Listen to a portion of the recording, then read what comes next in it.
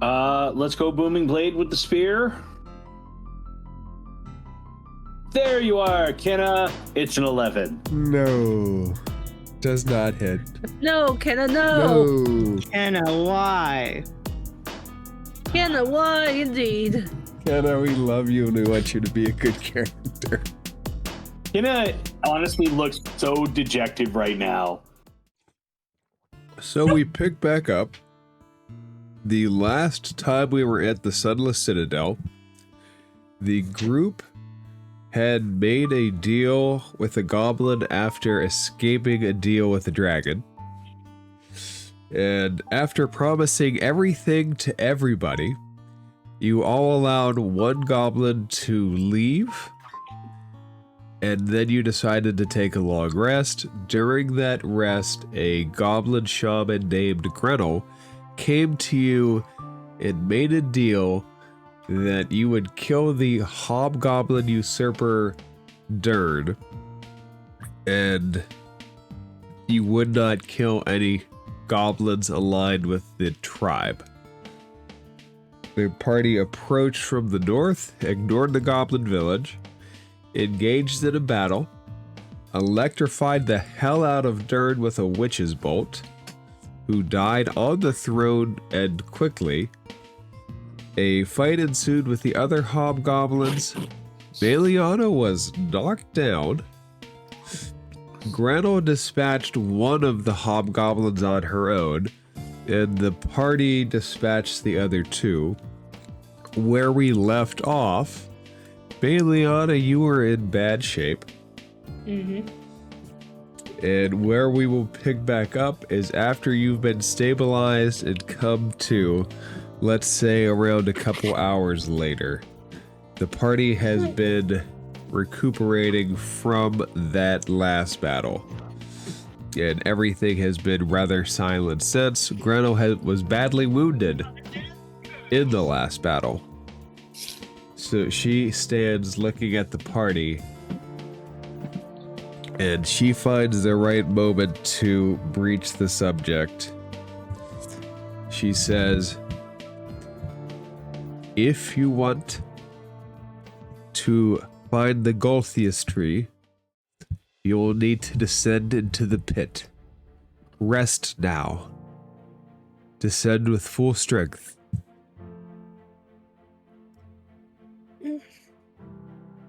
Right. Bailey always tries to get up. Everybody all right?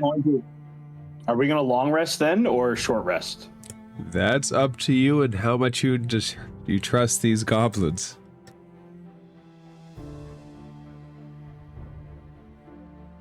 I'm down for a short rest, but I'm a warlock, so And that's all I need. Let's see how I am before because I think I just took a rest not too long ago. I am need a long. If we want, Solo's gonna kind of see if anyone's settling down. He's going to set alarm. Hold on a second. He's gonna go ahead and set an alarm on each of the doors. And it's going to let off, I think I can choose what it sounds like, right? Yeah, what would it's you gonna learn? be audible, and it's gonna sound as if like 100 like kind of like orcs are descending upon us, and that there's like a giant invasion coming.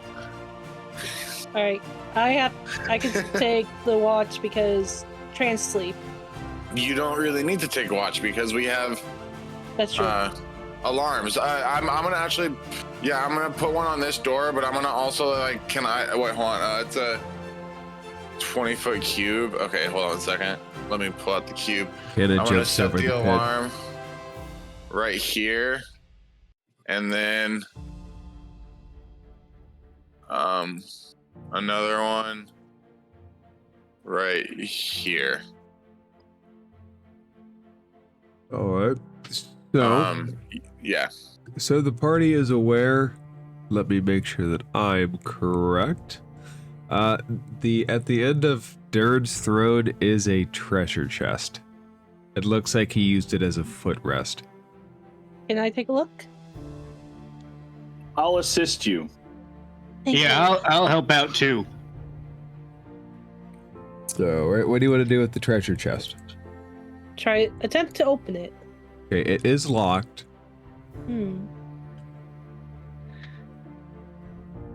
I searched my bag for Is it. anyone very deft with their hands? I picked a lock with a knife earlier. Maybe I can try it again. Can I give it a go? Go ahead. Alright, I pull out my weaver's tools. Alright. Here goes. Real quick, did we decide on a short or long rest? Good question. I think it was a long rest. That's why I put down those alarms. Yep. Alright. Alright. We're doing this investigation before the long rest, correct?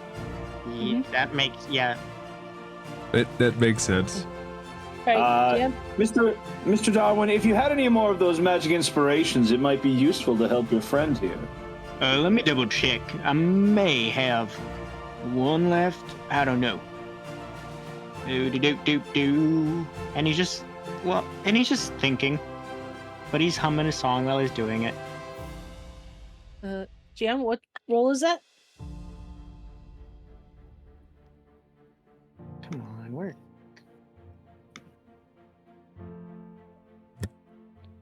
Baliana, when you are prepared, make a dexterity check. Are you proficient with thieves' tools by chance? I am. Nope. Okay, no bonus to I it. do have. All right, Bart. I've not spoken a lot today. Darwin's gonna just tap his fingers on his side and look at Baliana and cast Bardic Inspiration. Thank you. All right, Baliana, where's your health at, by the way? 7 points. Okay. Go ahead and make a dex check if you're trying to pick the lock. 14, and Darwin, what's the roll for your dice for your Bardic Inspiration? 1d6. 1d6. Okay, d6. 1. So let's say this. You're fiddling around and you hear a click. Hey! As you do, a needle comes out and jabs you. Take 1 point of piercing damage and do a Constitution saving throw. Alright, saving throw. Yes. 18. You don't take any poison damage, but you can kind of feel it pierce through your skin. But with the 15, let's say that you do crack the lock. Baliana's just waving her hand. Ow! Can Darwin just straight up try to rip it open?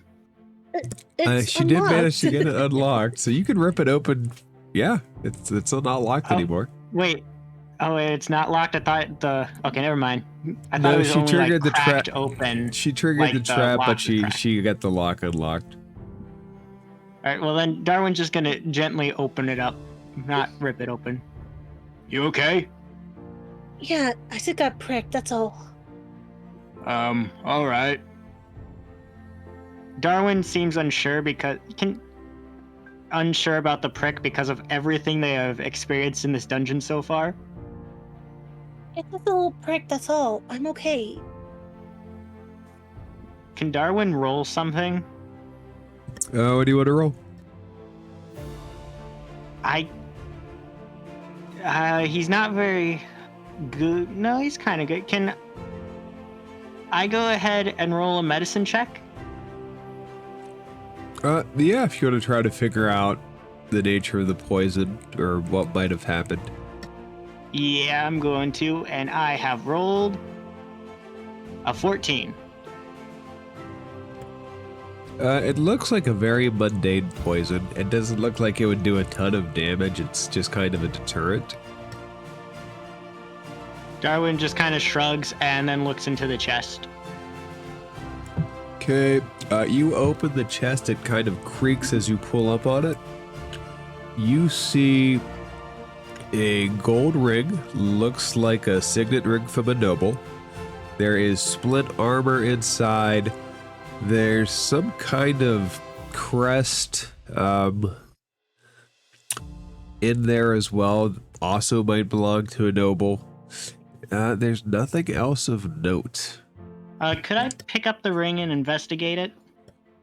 Sure, do a history check. History. That's not a good check. I got a 1. You cannot place where it might be from. Could I just see if there's anything written on it, really?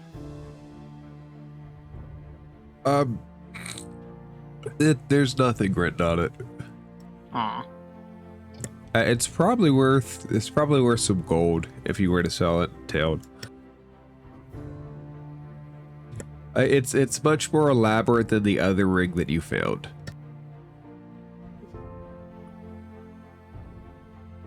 Alright, let me check something before I do anything. What have you found, friend? Nothing. Give me a second.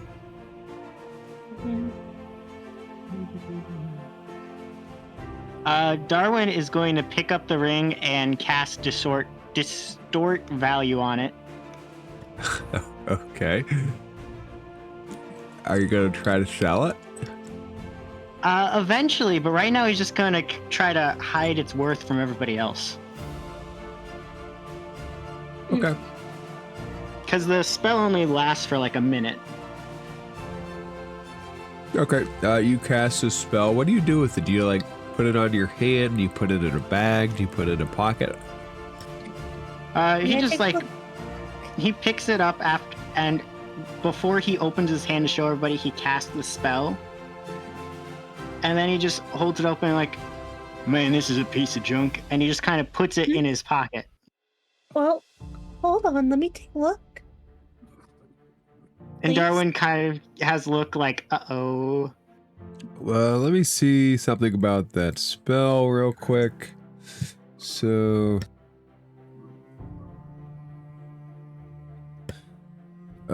if anybody's looking at it and actually examine it, feel free to do an intelligence investigation check. Darwin Okay. kind of holds out his hand with like a smile on it, just like, it's nothing, you see. Alright, can I roll an investigation check? Yep. It looks pretty. It doesn't seem extraordinarily valuable, though. Was there only the one? Oh, there's other stuff in here. There's just the one ring. There's like some weird crest thing and armor. And Darwin kind of puts the ring in his pocket quickly and steps aside so everybody else can look. Would anybody examine any other parts of the room?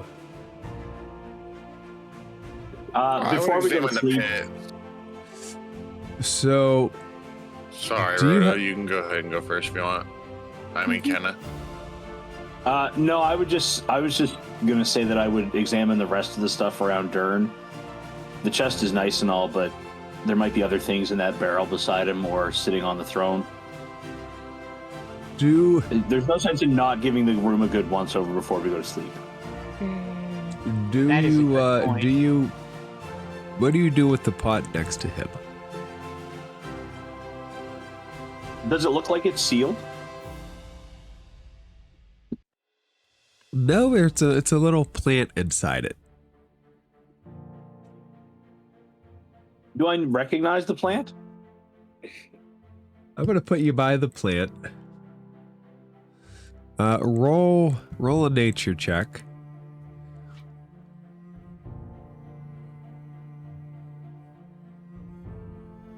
It's this little pot right here, right? right here. All right. 19 on the nature check. Okay, you start examining it, and as you do, it snips at you. Go ahead and roll initiative. Oh no. Okay. 5. 3. 7. 13.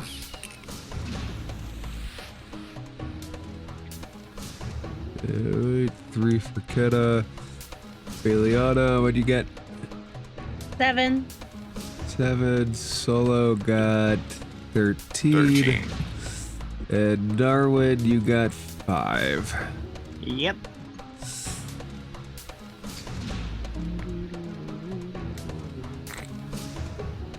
Solo, that puts you first.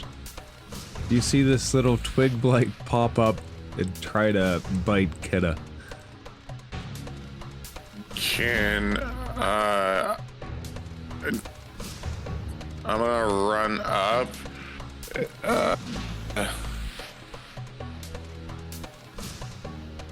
I'm gonna run in between them and kind of hold my hands up and be like real soft like. I didn't even really know what triggered this or anything, but I'm gonna be like, we mean no harm. Please calm down. And I'm gonna kind of do a check to see if I can like disarm the situation. You can use your action to make a persuasion check, yes. Yeah, sure. Let's do that. 17. We will see if it has effect on its turn. Bet. Oof.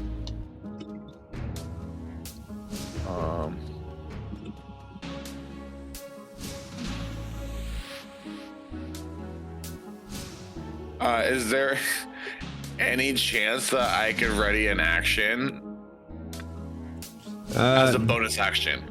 As a bonus action, I mean. What do you want to ready? Zephyr Strike. I move like the wind, and until the spell ends, you cannot provoke any opportunity attacks. So, if it attacks, you want to hightail it. Yeah. Essentially, I want to dip out of there real quick. So, technically speaking, even if you readied that action, it wouldn't necessarily give you your movement back. Well, because, like, I mean, like, I've only moved so far, though. Like, I've only, moved, like, 14 feet. I can move another 14 feet back, you know? Like, get out of... True, but your get out of movement doesn't distance. stick beyond your turn. Okay, fine. I don't need to ready that. That's fine. I thought I had something else up my sleeve, but I didn't. I mean, it's a all is really good. interesting idea. Thank you. It's a new thing I got, so I'm trying new things out. Okay, that's gonna be it for my turn. I'm not gonna hold any action or anything like that. It's just persuasion. All right, the twig blight goes next. It's going to claw at Kenna. Kenna does a 14 hit. Yep. This little thing claws at you with teeny tiny plant claws for 2 damage. And it's Darwin's turn. All right, let me double check what weapons I got.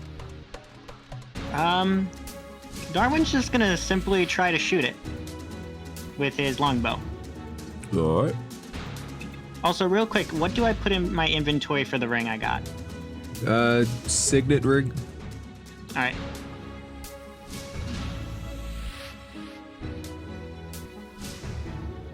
Give me a second.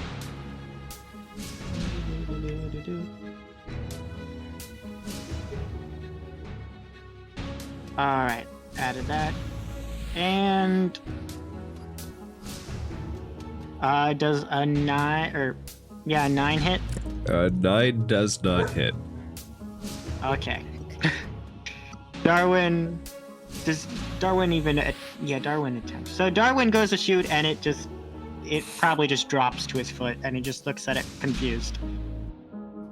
Slides right off. His little frill fin just drooping down, like, oh, come on, man. Bailiana, you're next to Darwin as his arrow drops, and the twig blight slices a little bit into Kenna's finger. Crap. Sorry, how much damage did I say, TM? 2 I damage. missed that part. Just 2.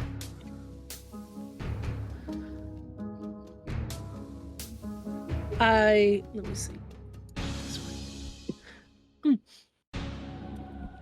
I cast Solele on my Corsair. Right, this magical essence infuses throughout your quarterstaff. I am so sorry. And she tries to bonk it. Bonk away. Does a 15 hit? It does.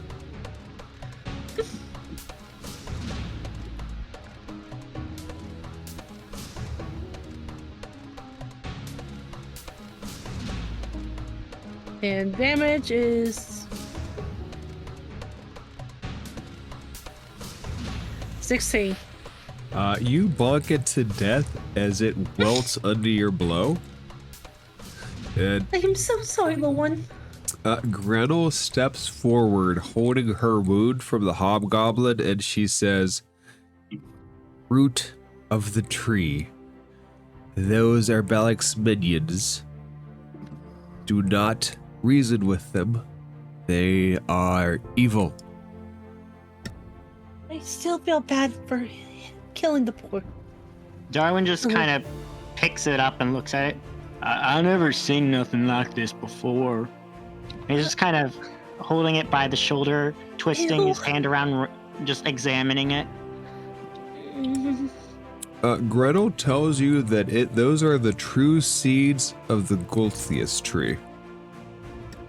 Those are the seeds? She nods. Those are what people plant. But they're alive. They are evil. His minions. They must be destroyed. Huh. What was that? Can they be planted while they're dead? She shakes her head and says, "They are seeds. They do not give seeds. Once destroyed, they cannot be brought back to whatever they were before. If we destroy Bellic, we will stop these things, and then we can reclaim the tree, and I can provide you with the fruit, and we can tend the tree." Right.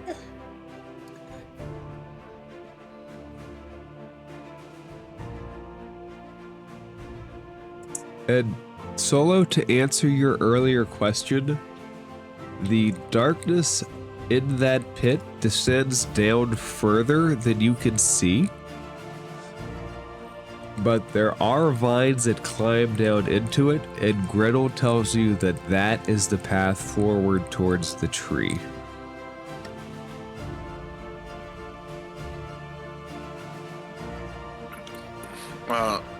I'm gonna light a torch and drop it down. I want to see just if I could like possibly see. I like it. You light a torch and you drop it down. Let's say that you don't catch any of the vines on fire that you'll need to descend. Yeah, I'm throwing it out a little. I'm not just like dropping it right next to. I'm gonna like, I'm definitely not trying to burn our only way down. Now, make a perception check with disadvantage as the torch descends but down about 80 feet. It's gonna be a 7. So it hits a bottom, and the torch stays lit for a little bit, but you can't quite make out what the figures are below. Looks like a couple things lying on the ground. But I can kind of like see the light hit the ground. Yes, it descends about 80 feet before the torch hits the ground. All right. No, how long is 5 pounds of rope? No, I don't have enough information to answer that question. Because it doesn't give me like length. I want to try to like loop all of us, try to like make sure that we're all like kind of like secure as we make our way down the ropes, or as we make our way down the vines. Have we rested already? Like, we did everything? We're rested? I don't think we rested. I don't remember having rested. I haven't clicked the button yet. So Okay, let's rest. the party will be able to rest without incident. Does the party want to know anything else from Grenell before they descend? We're long resting, right? The party is long resting, yes. I don't have any questions.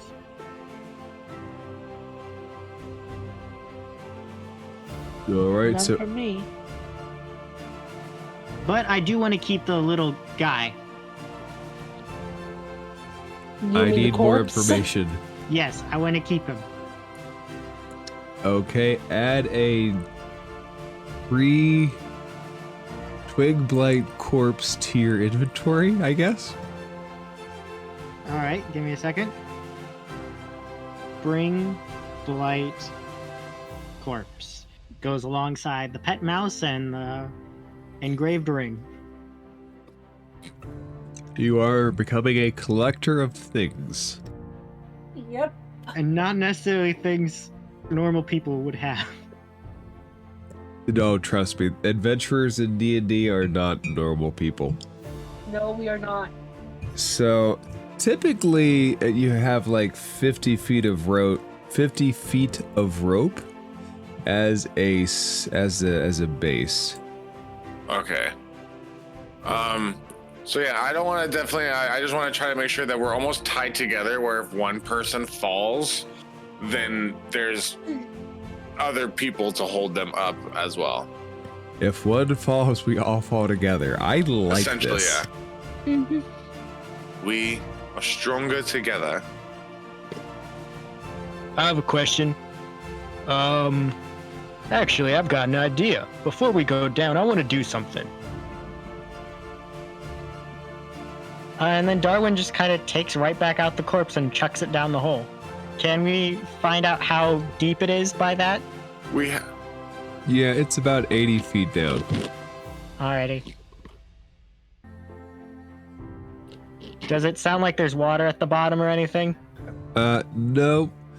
Although the torch that Solo dropped did go out by now. I didn't even... Alright. And I'm going to say, Kenna, you searched Dern's body, right? I did, yeah. You would have found a potion of healing and 2 vials of antitoxin. All right. Alright, so the party secures their rope, and they descend into the darkness. Gretel wishes you luck, and she tells you that the goblins by the grove will not listen to reason and do not try to reason with them. And beware the bugbear Volslog. What's a bog He is the bugbear that subdued the dragon. Oh, Oh, I remember something about that. I think we're supposed to cut off his head. You might have made such a deal. Whoa, we're so tiny. So, Darwin is going to pick up his little corpse again. so the party descends down. And let's do official text. So, there's no water, but there are plants. Luminescent fungus shedding violet light clings to the walls and ceiling of this wide cavern. The air is damp, chilly, and redolent with odors of loom and decay. A layer of earth mixed with rotting vegetation and the remains of cave animals covers the floor. Several varieties of mushroom and fungi grow on the detritus, as well as a few saplings. So, I'm going to give you the map.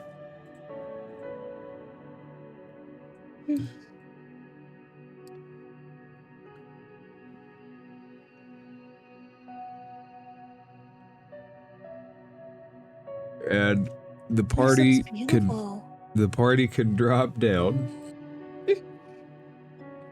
Now this is more my speed. And as the party does, you see two robed skeletons that are tending the garden.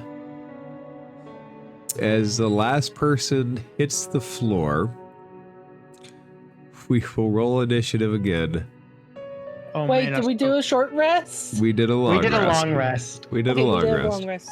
Let me fix that.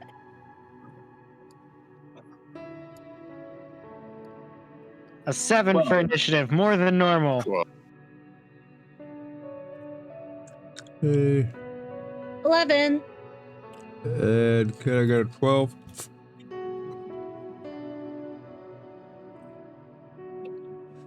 Ooh, skeletons rolled good. Alright, with that, the skeletons start to lumber forward. And I'm gonna roll to see who they hit. Solo or Kenna? And Solo. Solo, the skeleton aims a short sword at you. Misses with an 11. And Darwin, a skeleton, aims his short sword at you on the other end. He swings for a 20, which will hit. At least I'm decently sure it hits. Yep. And as he does, he rips into your skin for 5 points of damage. And two little twig bites come to life behind Bailiana. And they're gonna go for Bailiana.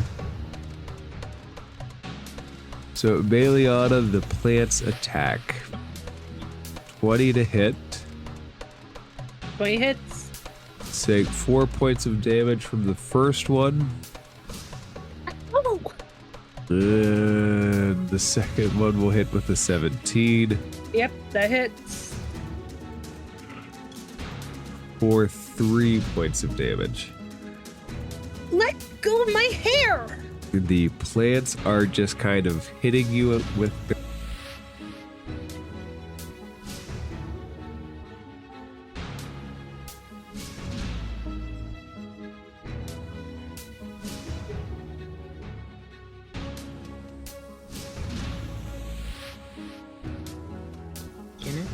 I think you might be muted. Kenna's gonna do the Kenna thing. We're gonna hit Skeleton A with a Booming Blade spear. So let's go with the spear first. 12. Kenna in Skeleton true A. Kenna fashion does not hit. Of course she doesn't.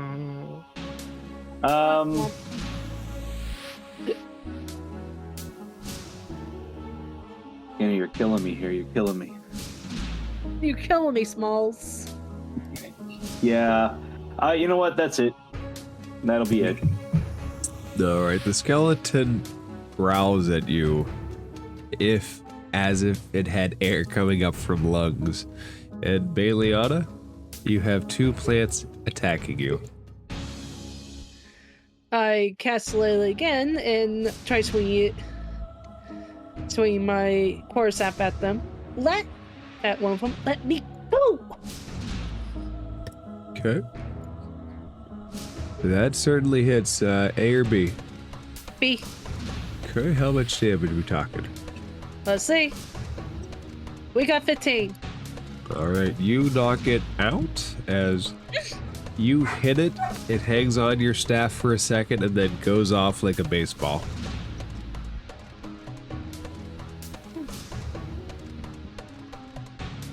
I am not playing around. The other one hops up and down a little bit like it wants to claw at you. Solo.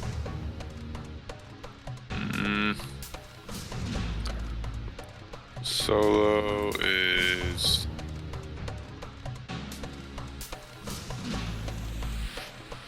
going to am I within anyone's reach for opportunity attack? Is a skeleton A?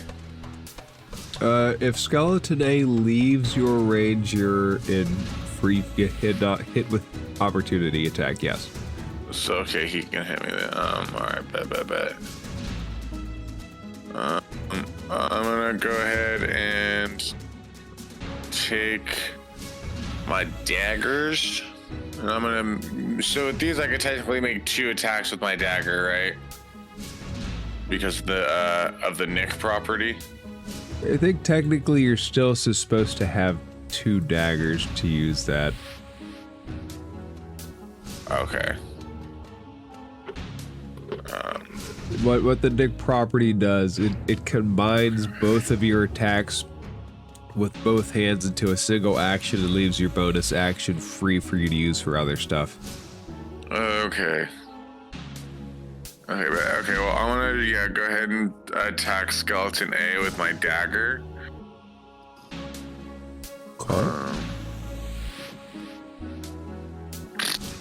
That hits. Oh, it does? Wow, okay. It does. Alright, sweet. Then, 1d4 plus 3. That's 4, plus I get to roll another 1d4 for psychic damage for dreadful strikes. When you hit a creature with a weapon, you can deal an extra 1d4 psychic damage. So, that's 4 with 3 psychics, so 7 points of damage. Alright, you see pieces of his body just kind of chip off as you hit. He looks pretty roughed up. And then I'm going to bonus action Zephyr's Strike. And I'm going to hold on. This is a new spell, so I'm still getting used to it. Yeah. I'm going to dip out my 30 feet and go over there. And that'll be my turn. Alright, you are now concentrating on that spell. It does have a damage component for future attacks while you're concentrating on it, just so you know. And Darwin, you see Solo slide off like the wind. Skeleton B is currently staring you down. Darwin's just going to do what weapons does he have? Take his scimitars and just try to stab him in the chest and just pick him up and shake him till he falls apart. Okay, you're gonna use both of them, so go ahead and roll 2 attacks.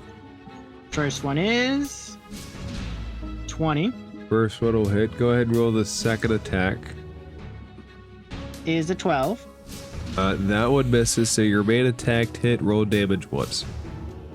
Alrighty, let's see. It is a 4.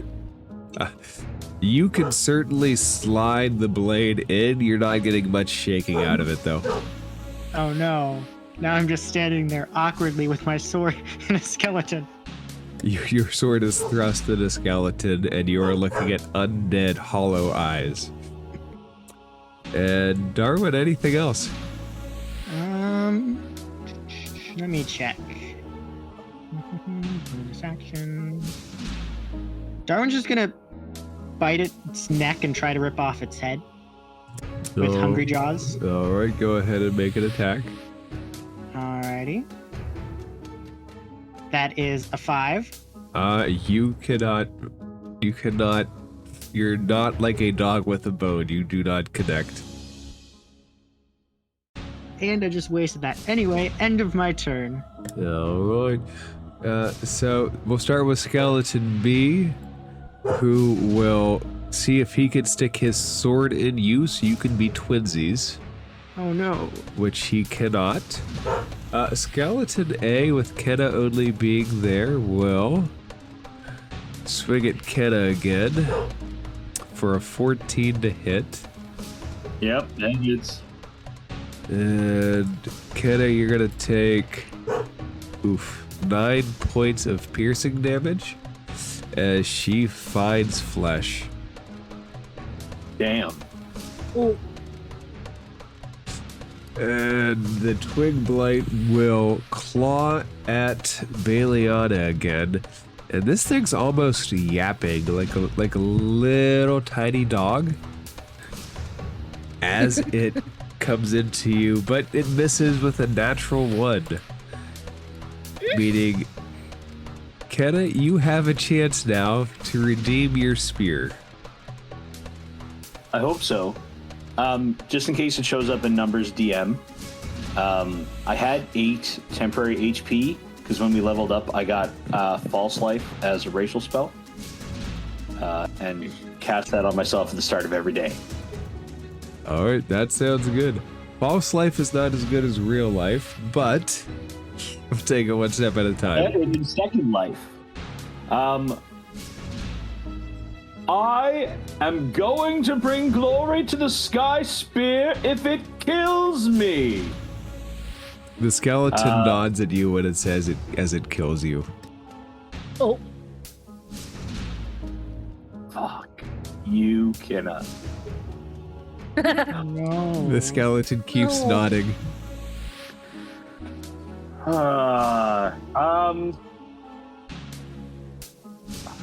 It's not bug out time yet, Kenna, but we're getting there. All right. Kenna's just that's saving it the for real Kenna. attacks for the big bads. Baliana, the other Twig Blight is still trying to hit you. I said stop. As I use my course out to try to swing at it.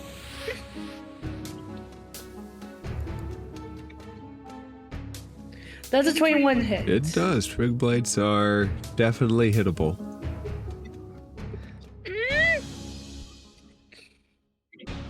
Using 2 hands, that's a 9. And you sweep down and you golf hit this thing into the wall and it just stops. Oh, I didn't mean to hurt you, but I had to. So everybody around you as they're getting like sliced into is hearing you apologize every time that you kill one of these things. There is no enemy around you if you would like to move. Yes, I do. I would like to try to help Darwin with Skeleton B. Yeah, All I right, think- you I think I need enter the that. range of the skeleton. Can you do anything to it right now?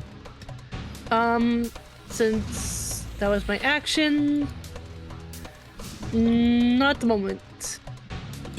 All right, Darwin, she squares up next to you. It looks like she's gonna try to help you with the skeleton when she gets a chance. And Solo, you are still concentrating on your...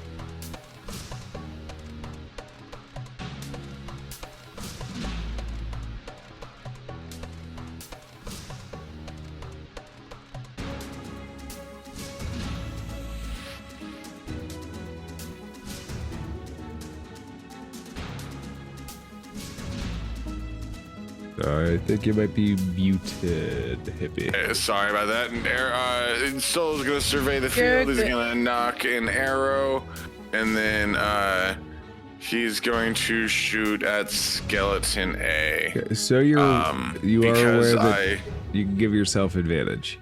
Yeah, that's what I was about to point out as well. Thank you so much, DM. Hold on a second. Advantage. Roll. Okay, that's gonna be a dirty 20 to hit. Now it's gonna be 4 points of damage there. Hold on 1 second. It's going to be 1 point of psychic damage, and then 1d8.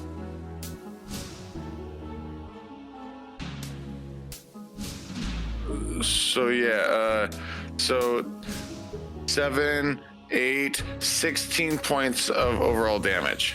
So you hit this thing in its temple. It breaks through. Large chunks of bone shatter where it hits.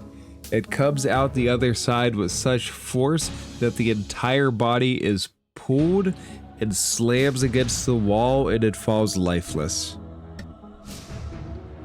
And then Solo's gonna blow on the tip of his short bow, where the arrows come off. He's gonna go. That's how it's done, and then end my turn. All right, Darwin, it is your turn. All right, Darwin's just gonna look at the guy. Wait, make sure. He's gonna cast Vicious Mockery, and he's like, man, whenever I go to cast Vicious Mockery, I cannot think of anything clever to say. Darwin's just gonna say, "You're stupid," and cast Vicious Mockery. And that is a 4. I did not mean to roll. Oh, that's fine. I'm not gonna count that. Let's see. It's a 13 There's the right wisdom. Button. He rolls an 18 on his wisdom save. So he looks at you like he is actually too stupid to understand what you're saying. Oh no. This fight is not going in Darwin's favor. Nope. Darwin, would you like to do anything else? You know what? This time, no. Okay, so Baliana, it did notice you coming up, but it's still going to attack Darwin. Why does it hate me? A D6 decided. The dice hate you. Well, technically, I also still have my sword in his chest. That is also a good narrative reason. 16 to hit. And as he connects, he will deal 4 points of damage as he pulls his sword out and into you again. Oh, no. Oh, wait, hold up.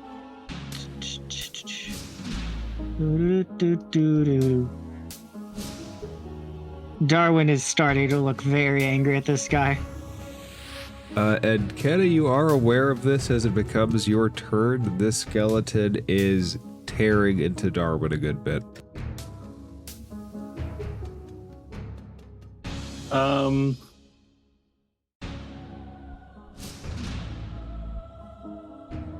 much do I trust you, Kenna? How much do I... Oh, great. All right. Kenna, you were built to do a thing. Let's go with Booming Blade on the spear. Here's the spear. We 15? did it! You did it! Yay! 6 points of damage, and that comes with a 10-foot push. Okay. Get out the thing! Just like Solo before you, you push him, but he does not explode yet. He hits against the wall and slides down into a seated position, and then his head comes up. He is looking at you. Reminder, that's booming blade, so if he moves, he's taking D8. All right. And let's see if he even is going to have a chance to move. Bailiana. All right. Bailiana readies her quarterstaff. Using Slowly. She swings for the head. Let's see if the head goes flying. It's got a good chance. 24 is good. 19. So you wind up, and the way that he's seated, it is just like a ball on a tee, and you smack it across the room. It hits on the opposite wall, and it just shatters where it hits, and a half-destroyed skull falls to the ground. And we can drop out of initiative order. And you would have also noticed that there is a hobgoblin and a goblin dead body that had fallen down the hole.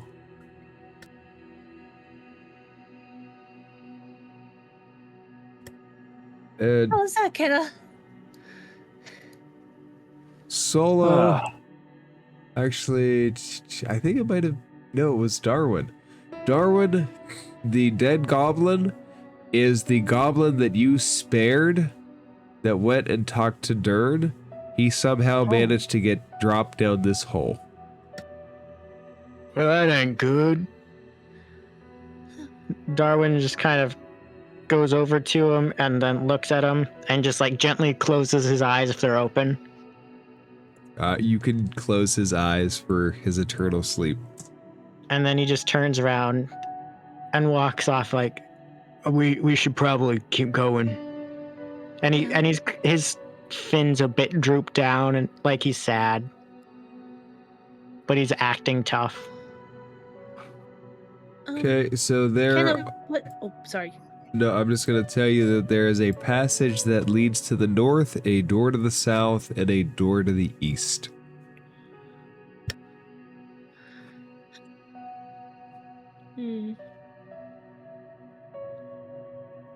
We should check out the open one first. Right? I think so.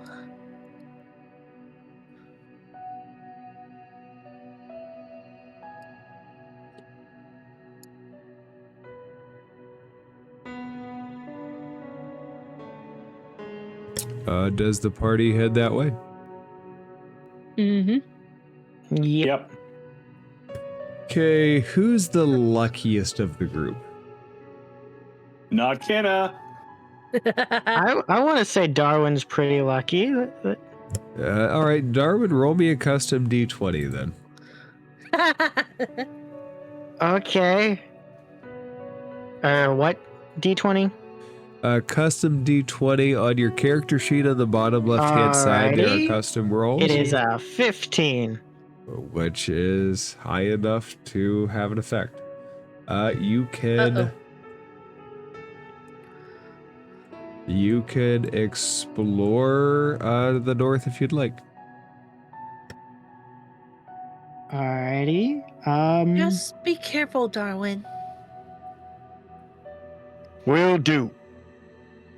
And immediately he runs north.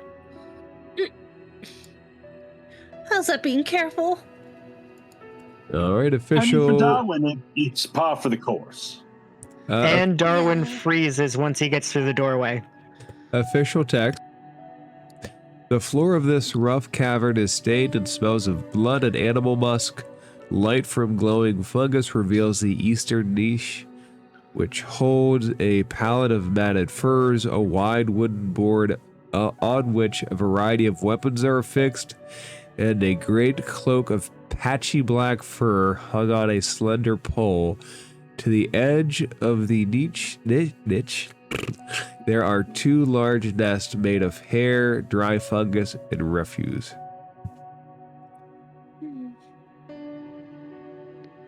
Darwin, did you find anything? I think so. What do you mean by you think so? Just come look.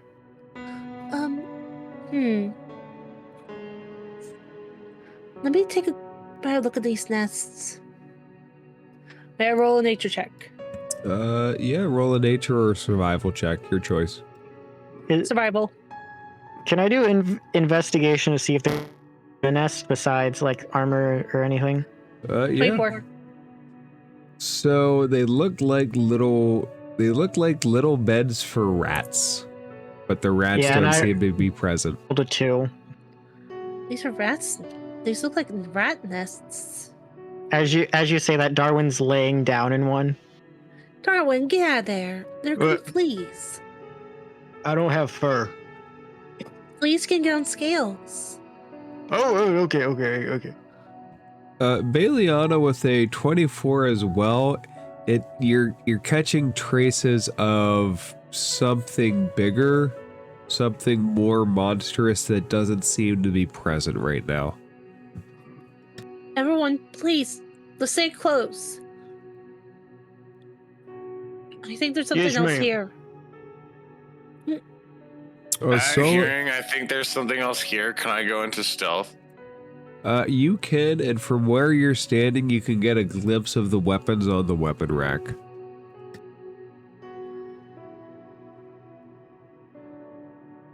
I got a nat 1 on my stealth. But you get an 8 overall. Mm-hmm. Yeah. I have a pretty good stealth. So I will say, anybody that approaches that second mat, there are 2 spears, 6 javelins, 1 long sword, and 1 great sword that are on the rack.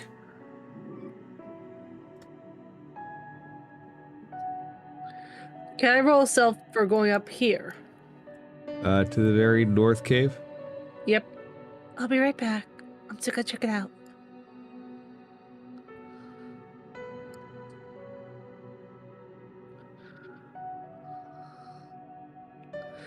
$14.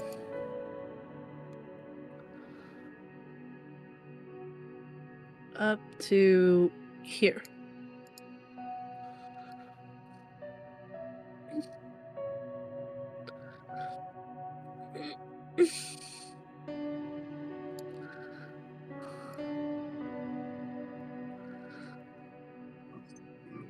I use Welsh. Oh, sorry. No. You're good. You go ahead. I Solo use is right Welsh. behind you, though, so.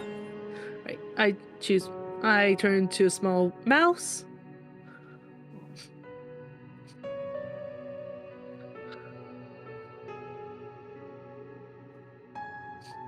Solos is following the small green mouse.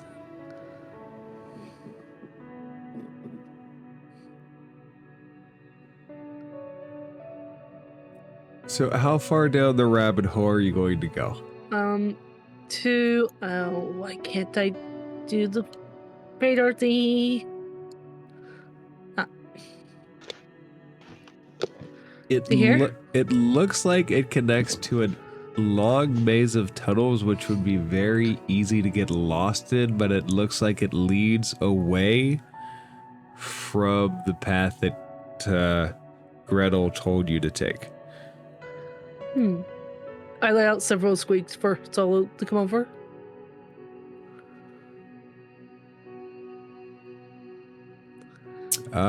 Would you two like to separate out from the rest of the party and explore the You said this is the opposite way? the way that Gretel would have told you to go would have been head towards the east. Yep. You are heading towards an area that is almost completely not accessible to anybody not in mouse form or teeny tiny. Oi, mouse. I don't suggest doing that. I suggest going back. I'm going back. Be safe. Thanks.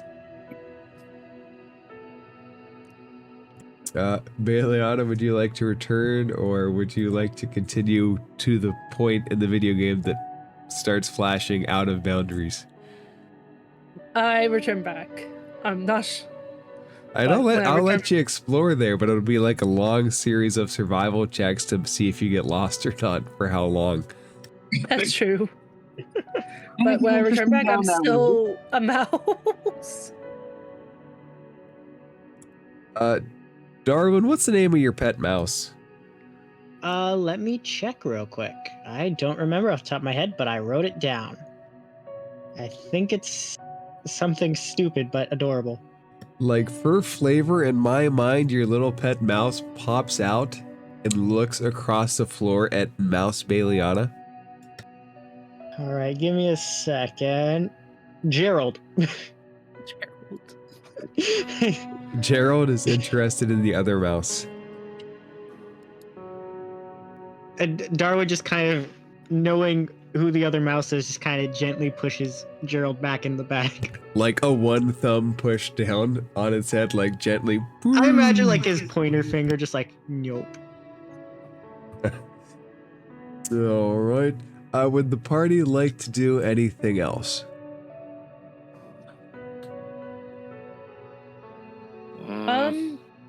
I guess head back towards the east. Yeah, if we were told to go east, let's go east.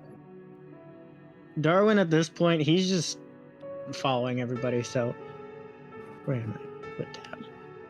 So we're gonna go. Darwin doesn't know which way. Dust yourself off before you bring any rat's nests with you.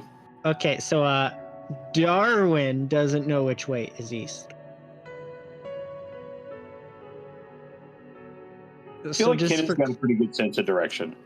Yeah, yeah, totally. It's Darwin that doesn't know. Just follow the party. Okay, so there is a door to the south and a door to the east. All right. All right. I'll mark down that I used wild shape.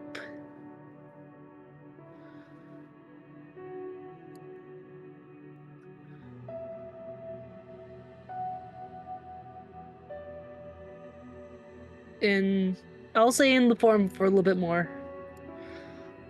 But I'm trying to keep up with the others. All right, would you catch a ride with anybody? I'll try to. Does anybody pick up Mouse Bailiana? Solo would. Does Mouse Bailiana do the uppy motion where she stands on her hind legs? Yep. Okay. As she squeaks. Yeah, Kenna will pick her up. Thank you.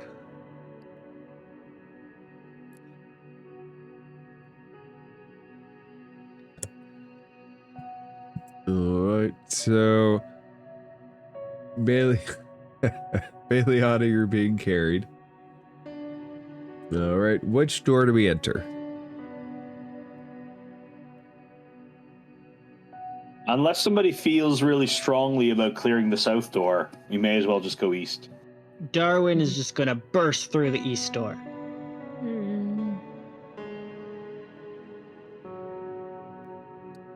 Seeing how big this room is, I am already regretting.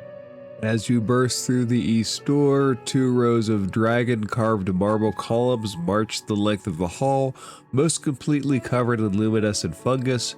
The cobbled floor is cracked and stained and on it sit many small wooden tables. The contents of the table include mortars and pastels, small tools, bowls filled with crushed leaves, chopped fungus stalk, and other plant specimens. The many doors leading off this hall are all partly opened.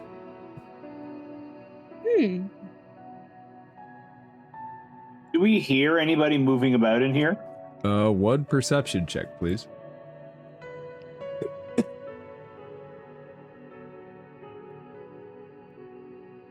$16. You hear goblin coming from all directions. More importantly, do they hear us? Well, make an insight check. A real life insight check. Okay. I got a 5. Well, I'll give you this much. Darwin bursts through the door. You guys should probably Darwin needs a leash at this point. No, a child's leash. just like a little, like it's a little monkey backpack on him. Yeah. Yeah. So Yeah. make a perception check. I said squeak. Remember, we don't attack them. Perception. I got a 12 for perception.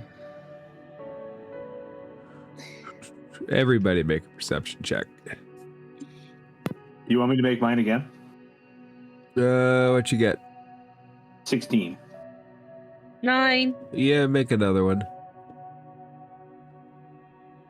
9. 18. All right. Nobody really notices anybody coming out to check up on the group. Darwin takes like a deep breath, like, ooh.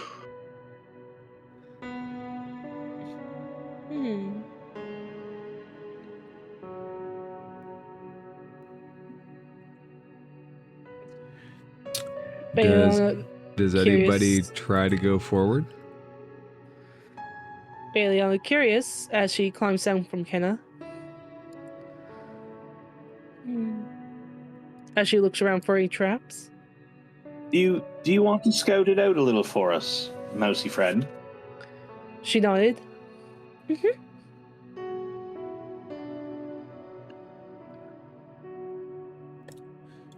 Okay. Hey. Bailiana, make a stealth check with advantage. Okie dokes. 17.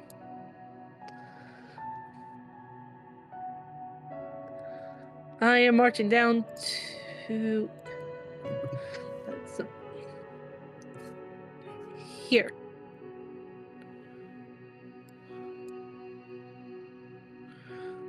Right where that square is. The square. I'm not sure the square is being shown.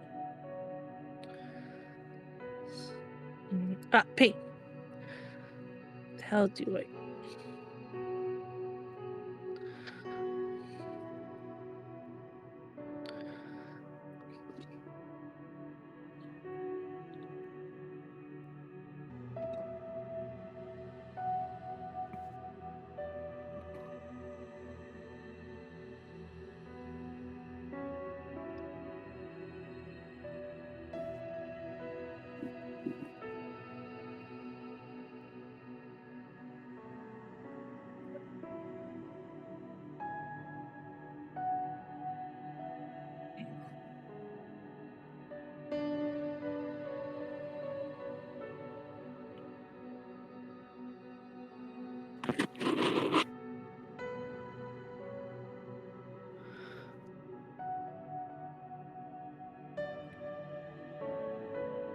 Right, can I stealthily... Okay. May I roll another stealth to poke my head and see what's Goblin City talking to? You may. Oh, 22. You see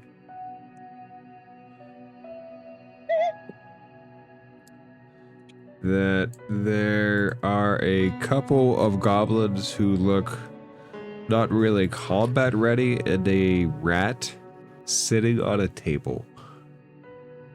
Do you speak Goblin? Nope. You do not understand what they are saying.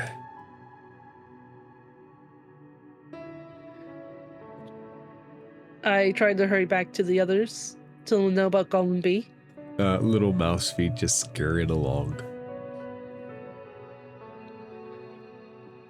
Darwin at this point is just kind of putting his ear up to the wall by Goblin B. I immediately see Darwin doing this and squeak him. No! Darwin just looks confused. I don't know. I don't know if in 5.5 that you can talk if you are transformed. I don't know. In 5e, you couldn't talk unless you had a normal means to. So you're squeaking at him. Darwin, can you make a stealth check if you're trying to be stealthy? Yeah, I feel like Darwin would. Let's hope for the best. A 9. No, let's take a gander here. Okay. As you get to that spot, you see a little scimitar blade reach around the corner at you, and he misses as he swings randomly into the air, but it seems like a good spot for initiative. Of course. Today's just not Darwin's day. 14. Nat 20. Mice are dexterous. Yep. Solo, you good? Yeah, solo's good. My thing's being funky, but I'm good. All right. What's your initiative? Hold on a second. Let's find that out.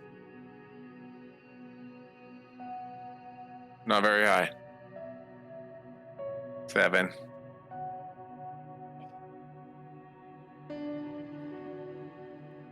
Alright,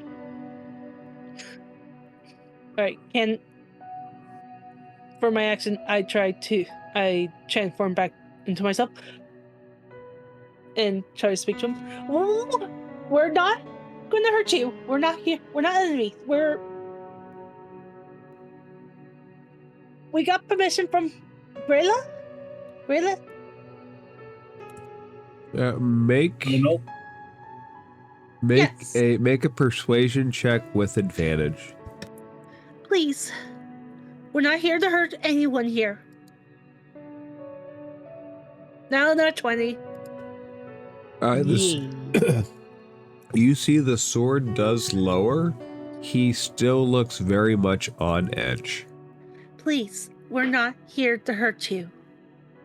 Or anyone in Goblin here.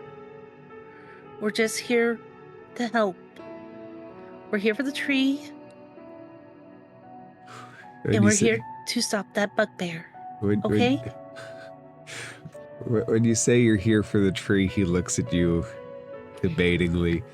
He's tense. He's very tense. This situation could go sideways easy, but the sword is down for now. Kenna?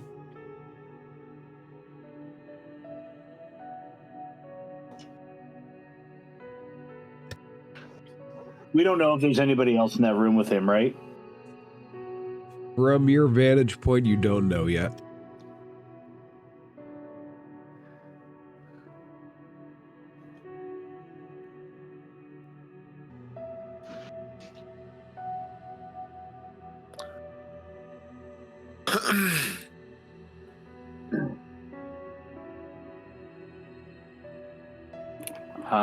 Kenna is going to move down to this door and try to sneak a peek in this room.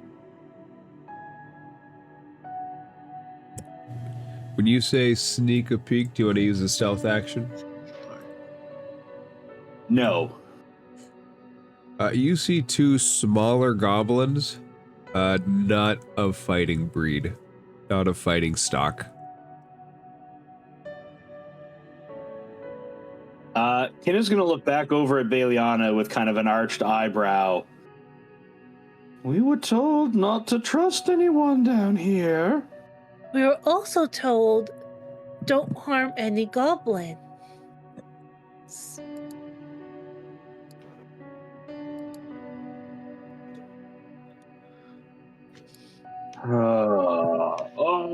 Kenna is going to hold an action to throw her spear if Goblin B makes any noise or attacks anyone. All right. So, Goblin B will disengage from Darwin and shut Thank goodness. the door. That reminds me of the scene of Batman, the animated series. Just like Batman comes in the room, the guy looks in the room like, is there anything there? Nope. He very much noped out of this situation. Let's not you. drop out of initiative order yet. Let's move on to Darwin. That door in front of you is now shut.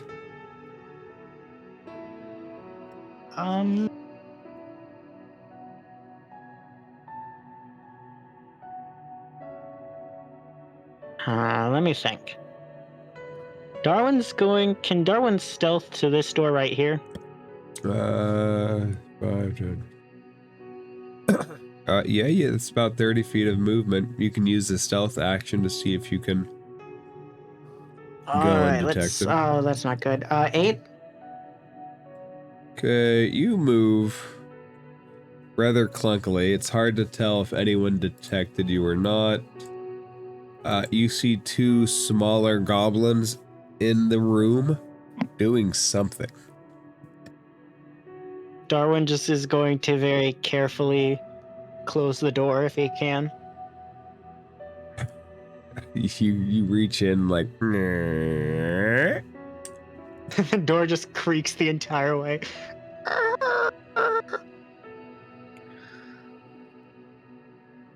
You lose sight of the goblins in there.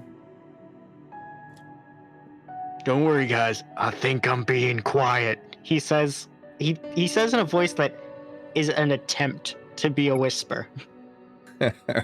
But still falls under the 8 of the stealth roll. Still rather loud, but it's pretty quiet.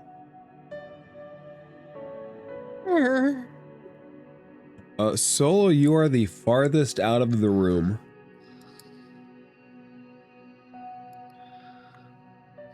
Yes, I am. Solo's gonna make his way closer into the room now.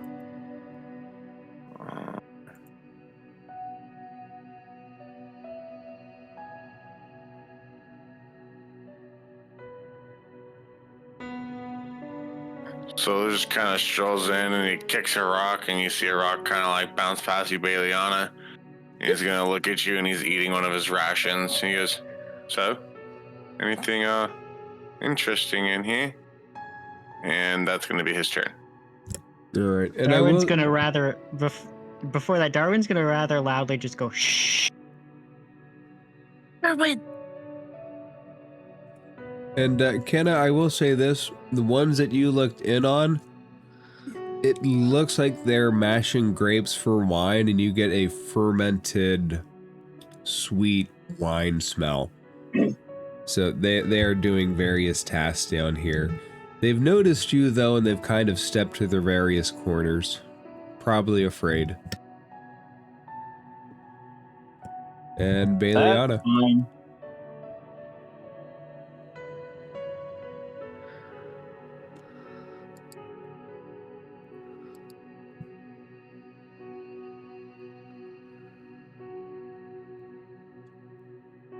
Bailiana. Mm-hmm. It is your turn. Thank you. And Bailon is just taking a big, deep breath of relief. Remember, we're not here to hurt the goblins. Okay, But everyone? we were told by Grenell that the ones down here are not friendly to her tribe. Right. Let's just be careful for the most part, right? Yeah. They're fearful because of that bugbear. I will not offer violence to anyone who does not offer it to us. Fair enough. Come on, let's look around. And not technically be in the way. And as Bailiana tried to stealthily look to this room? Go ahead and make a stealth check. On my luck, I'll laugh if I get in a. I had to jinx myself. You guys at the 8 on stealth checks. So, in that room, let me see what's officially in the Question. northeast chamber. Give me 1 second, Darwin. Will do. Okay, Bailiana, you see extra weapons stored, including scimitars, short bows, and arrows. And Darwin, what do you got? Let me see if I can answer the question first. I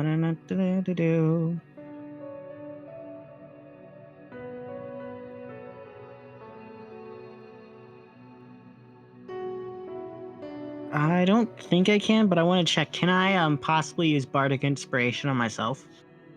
Yeah, you can inspire I think you can inspire yourself. Alrighty. Because I think I might need that for stealth checks. Let me double check. Now that I'm curious. I'm not sure about 24, but in the 14 rules, only certain subclasses could inspire themselves. It says another creature, so it has to be someone else. Alrighty, that's what I thought. Yeah, if you had a split personality, maybe. Darwin is no. No, you have to do it through another creature. Alright. Alright, if nobody's interested in engaging the goblins in combat for the time being, we can drop out of initiative order. Yeah. Yep. Sounds good to me. Mhm. I guess. Thank you, Kenna.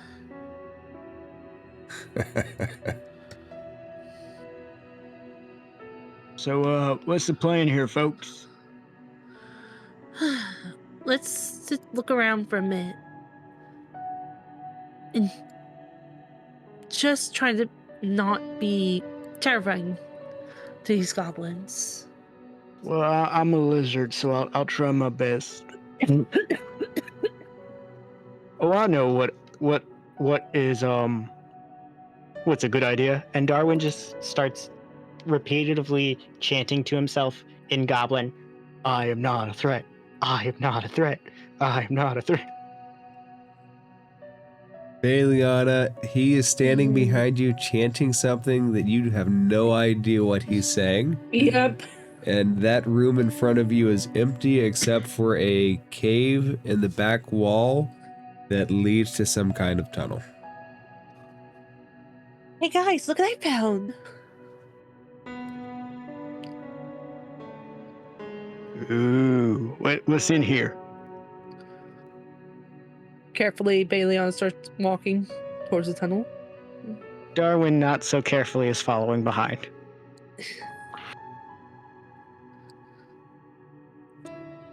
There's a tunnel.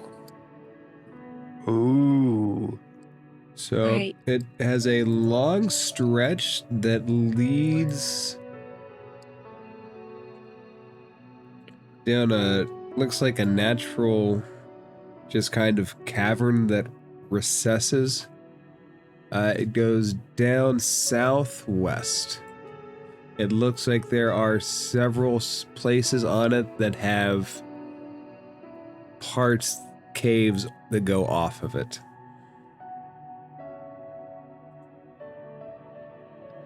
All right. Just be careful, everybody. Yeah, should start to go careful, first? careful. In the official text of the rift, a rift opens here. Its debris-strewn floor 2 feet below that of the corridor. No phosphorescent fungus grows in the rift. The corridor continues past the rift. Through the opening of the rift, it has caused it to shift 10 feet to the west. A number of 2-foot diameter holes riddle the floor of the rift. The smell of burnt earth hangs in the air.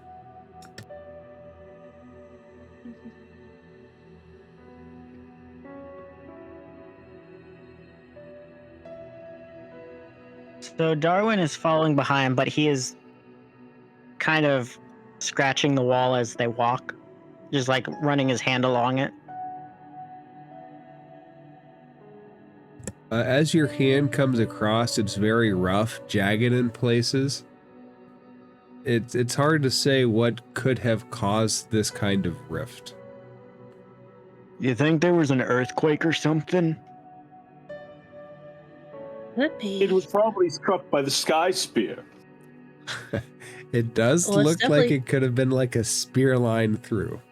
Boss lady, I've seen the sky spear in work, and although it has glory, it does not have this much glory.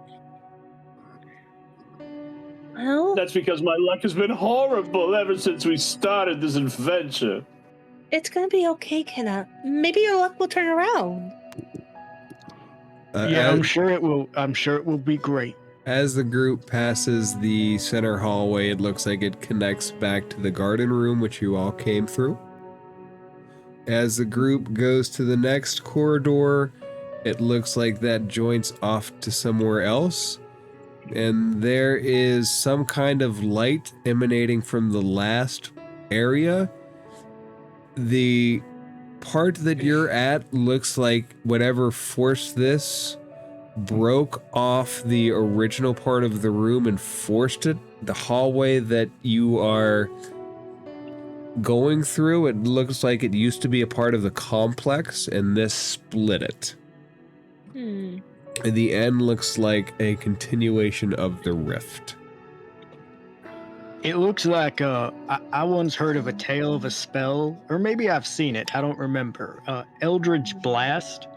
Maybe like one of the old gods came down here. It was just like, bam. Bayana put her fingers to her lip, sickly. For the And others. Darwin's frills go down, and he's just like, okay. Would you continue on to the last cavern? Just to check it out. Can I roll stealth? You can certainly try. Can I roll for frustration? I don't think you need to 8. roll for that. I think it's a natural 8 again. I think it's a natural part of the character. Yep. Well, no, the frustration she wants to roll for is, does she recognize that this corridor probably goes to the southern door? So yeah, it's probably decently apparent that it connects to that. And Bailiana, as you turn the corner, this fire snake looks at you, and with little light illuminating the room, it squawks at you, and it starts to attack. Go ahead and roll initiative. Okey-doke. Well, I would have saved that for an attack. 21. 4. 13. I mean, 8 again. What the hell? 8. I rolled pretty high for once for Darwin. Kenna, you go first. Bailiot, you have heard this squawk. Something has squawked at Bailiana from that corner. As Bayana let out a yell. 5, 6. Did I hear the squawk, or did I at least hear Bailiana squawk? You would have heard the squawk, and the way that the cave is, it's gonna echo off the walls. All right. New features are great. Misty Step. As Kenna's connection with her Sky Spear patron, who is an archfey associated with storms, So has granted him the ability to Misty Step. So to give you an idea of what you see, it is red and orange like flame, and there are flails coming off of it as a part of its skin. It's got a beak with sharp teeth, and its body is like a snake, and it coils around and stands up like it could spring back and attack somebody that gets close to it. Fair. As the result of my Misty Step, one of the options I have is called Refreshing Step. and I or one creature I can see within 10 feet gains 1d10 temporary hit points. I'm going to give that to Beliana. Thank you. You have 9 temporary hit points just for seeing my magnificence show up in a crackle of lightning. You have experienced the glory of the Sky Spear. And then I'm going to throw the spear. Okay. Make an attack roll.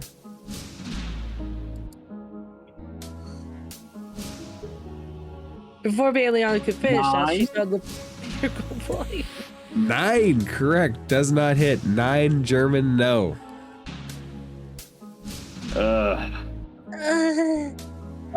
That will be it for Kinna here. All right. It goes next, and you threw a spear at it. I did. Oh, Kenna. So, as such, its body starts to coil and slide forward. And as it does, first, it bites at you with its teeth. It hits. It definitely hits. Oh, yeah. Yep. And you take 6 points of piercing damage. And as its teeth come into you, you feel that the flame motif is not just natural coloring, as flame seeps from its teeth into your wound for an additional 8 points of fire damage. And as it pulls back at the same time, you see its tail whip around and tries to hit against you for an 11, which misses. Oh, thank God. But this thing, as it pulls back, squawks again. And Solo, your turn. Solo is going to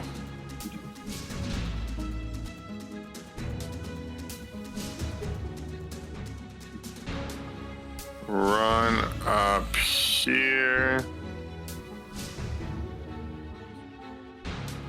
I've got line of vision, right? I'm gonna say yes.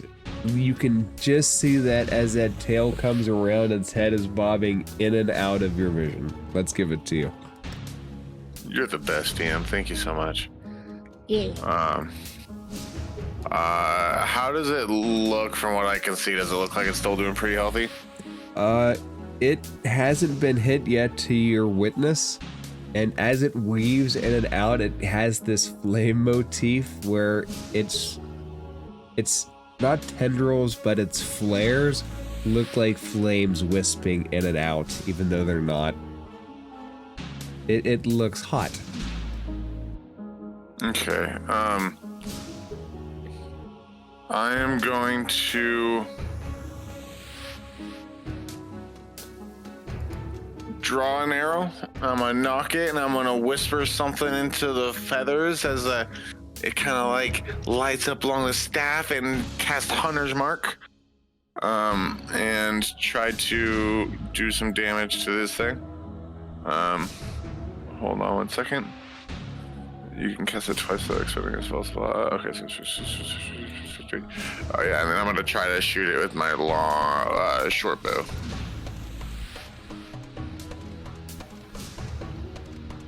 For a nat 20. Okay, that certainly connects. Go ahead and roll damage. Okay, so 2d6 plus 3 is going to be 12, plus 1d4 of psychic for dreadful strike is going to be another 1, 13, plus my hunter's mark, which, hold on, shit, is 1d6, extra 4, 16, 17 points of damage as it gets hit. Let me ask you this. is the base short bow that you're working with magical? Sadly, it is not, no. Okay, so the psychic and the hunter's mark damage are. So Yeah. the arrow connects, and it doesn't go in with as much force as you think that it should, but you can feel the other damage push through. So it does take a hit. As it pops its head out, the arrow lands in, and it squawks, but it did not take all of that damage. Okay. And that's gonna be it for my turn. Okay, Darwin. All right, I'm gonna move about towards where Solo is. And can I still hear the fire snake? Yeah, it's making a lot of noise at this point. Then Darwin's just gonna yell, "Hey, Firebeak!" and cast Vicious Mockery. Wisdom save it is. If it's a 13 DC, He fails, so he'll take the damage. which is 5. Alright. It squawks again, but it is still alive. And Baliana, it came at you first, and it is now your turn. Well, so much for speak with animal.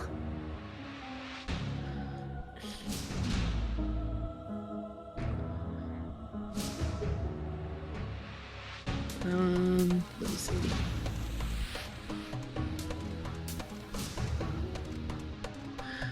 Well, let's see if this new spell will work with me. I cast Starry Wisp at the snake. Okay, star. I remember the little light that we talked about. I don't remember much else about the spell. Alright. Oh, that hits.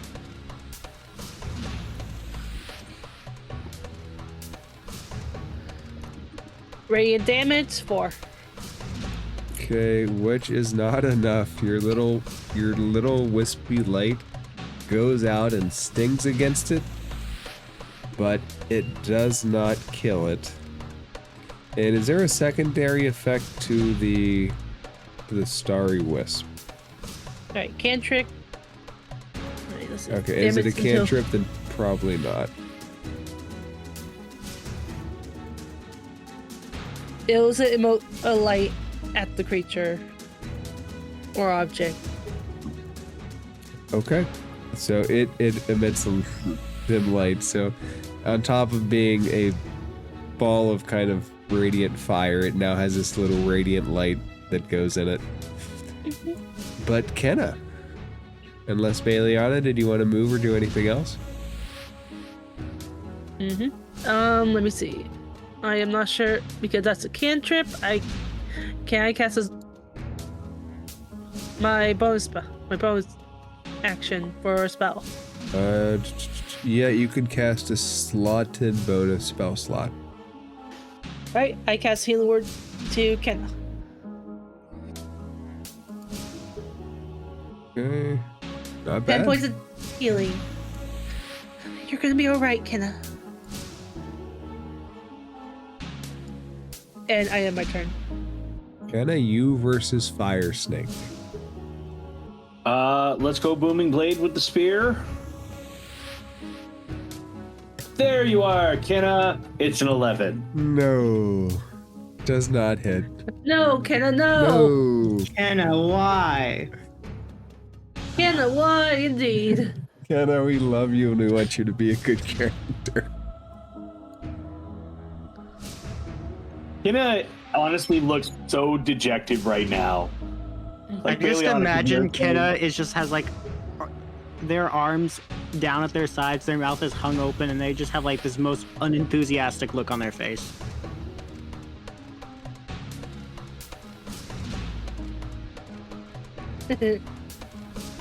I suppose there is still a glorious death.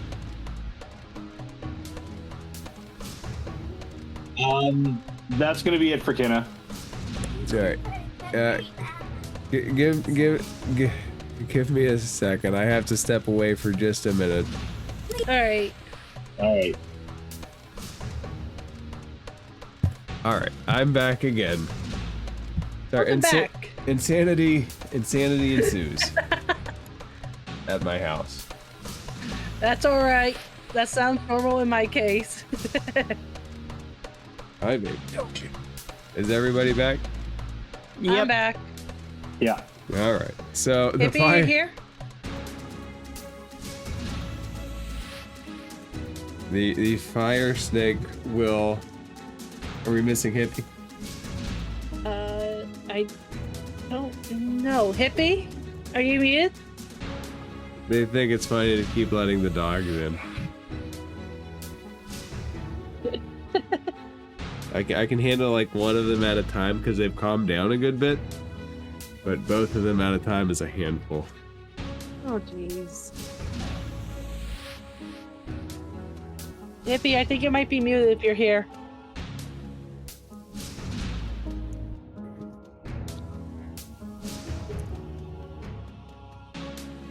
All right, outside.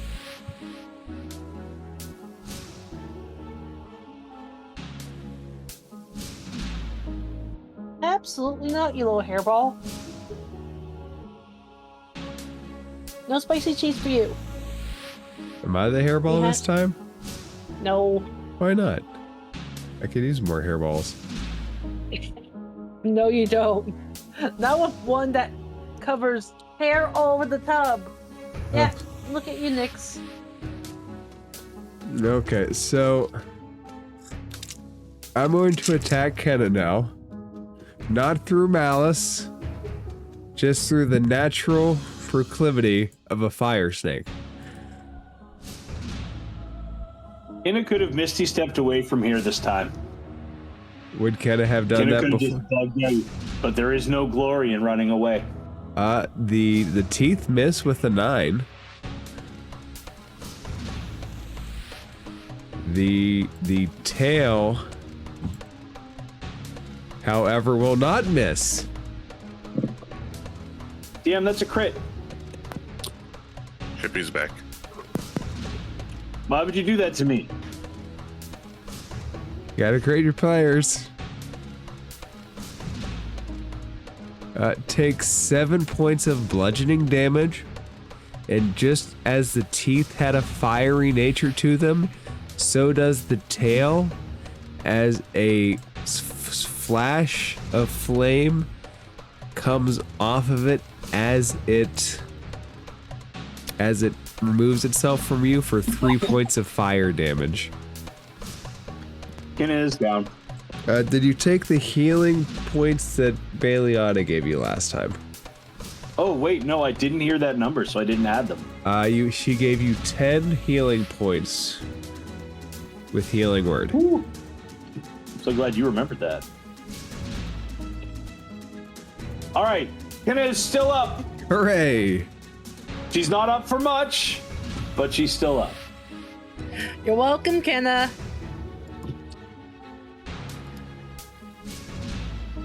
And this thing I is... should take with 10 HP myself if I was going to stand in front of the stupid snake.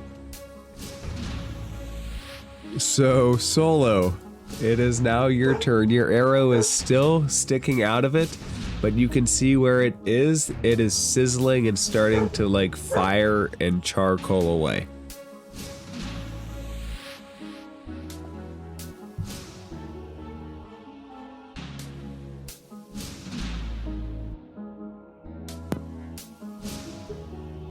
What the heck? Okay. Is everyone there? I'm Hippie, here. are you there? Okay, yeah. Sorry, I just went real quiet.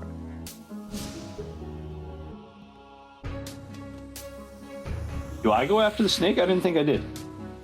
No, Solo does. Hippie. Okay. Sorry about that. Okay, Solo is going to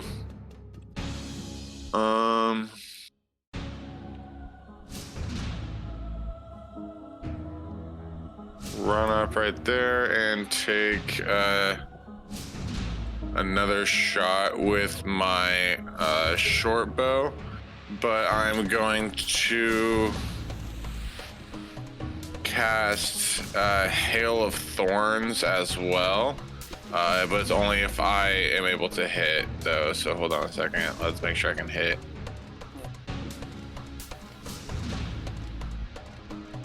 Uh, 19 to hit. 19 hits. Bet. Okay, so that's gonna be 8 points of physical damage with 2 points psychic damage, and then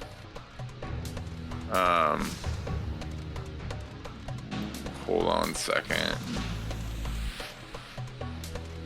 1d10. 7 points of extra. I'm gonna also drop the hail of arrows right here, so no one has to do any saves but the fire snake. And the fire snake needs to do a dexterity saving throw of 13, I think. Right. He would, but just the regular damage that you have produced is far more than he can withstand. And as you hit him with everything, he just kind of explodes in little patches of erupting flame. And the fire snake goes down.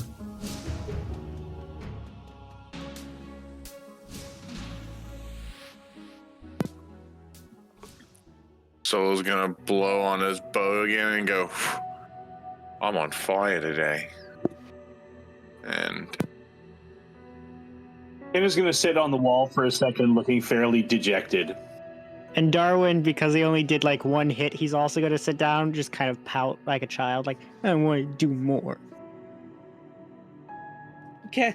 Bailiana place a hand on Hannah's shoulder. Hey, it's good to be alright. Maybe your luck will turn around.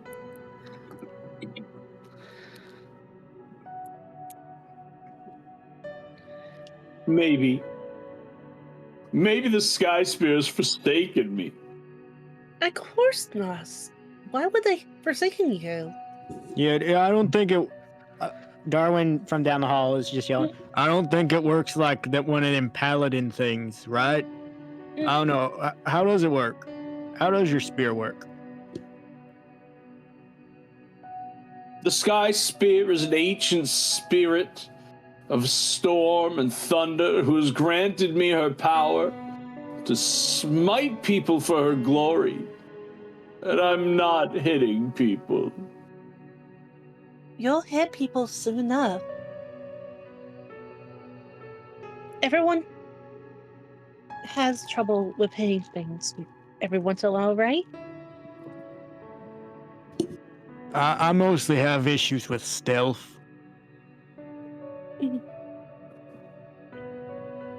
And sometimes when I go to bite stuff, it doesn't quite work. Besides, okay, but you are a brave warrior, Kenna.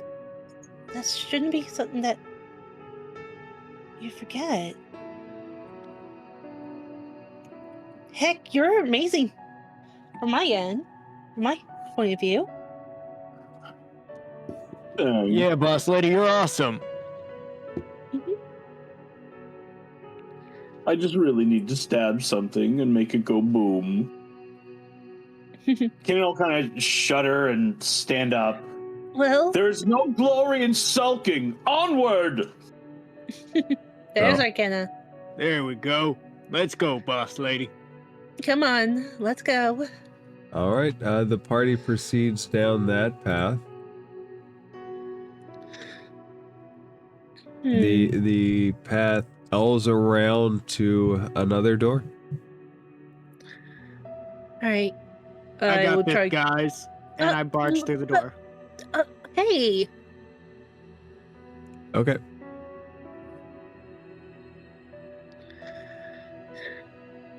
The dragon statue comes to life and eats you. Oh. Dragon carved granite blocks line this chamber's walls and ceiling, though many are crumbled and broken, leaving stony debris on the floor. A huge marble statue of a rearing red dragon stands in the curve of the western wall. The eye sockets of the dragon are empty, but a red glow lingers there, providing reddish light throughout the chamber. The radiance casts an inky shadow behind the statue's wide wings. A 5-foot diameter circular tile of dark stone is set in the floor in front of the dragon statue. Ruins are carved around the circular tile's inner edge. What would you Guys? like to do? Guys, it's creepy in here. Can you come in here? I don't know what to make of this. Oh, actually, let me give me a second. I read the wrong room. It's the wrong garden statue. Scratch that. Scratch that. That's in your I won't future. remember. That's in your future. This is a different garden statue. This one says, faded mosaic tiles still decorate parts of the wall, but most have fallen to the dust-covered floor and shattered. Situated at the center of the chamber stands a slim pedestal of rusted iron spike, like an upright dragon. In the dragon's mouth rests an empty tray.